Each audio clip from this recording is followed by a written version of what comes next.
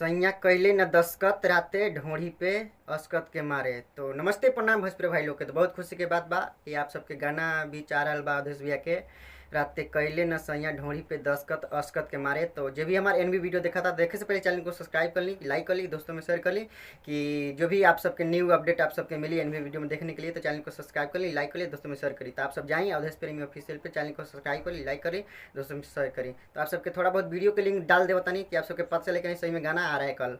तो आप सब बने रहे हमारे एनबी वीडियो में। सुबह के 6 बजे आप सबके मिली सुने के अवधेश प्रेमी ऑफिस पे। तो चैनल को सब्सक्राइब करी, लाइक करी, दोस्तों में शेयर करी। तो आप सबके तुरंत आप सबके दिखा देता नहीं कि पोस्टर भी बन गई बा।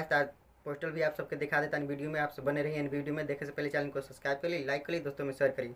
तो जब भी देखा था हमारे भोजपुरी भाई लोग चैनल को, तो बहुत सपोर्ट करी और सपोर्ट जितने करे हमको हमरो बनाने में बहुत मज़ा आई वीडियो कि आप लोग सपोर्ट करे, बहुत सपोर्ट करा था नहीं।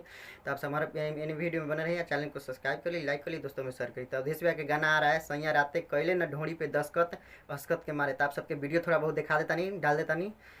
तो आप सब देखिए और ये गाना का प्यार दुलार दीजिए। जैसे सब गाना का प्यार दुलार मिला था, उसे एहो गाना का प्यार दुलार मिले के चाहिए और बहुत फुल सपोर्ट मिला था सब भोजपुरी भाई लोग से। यही नहीं हो रहा बा कि हमारा भी चैलेंज खुलल बा एनबी वीडियो नया।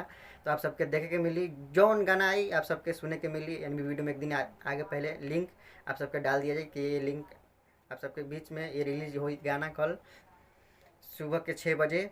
सैया कैले न दस्खत राते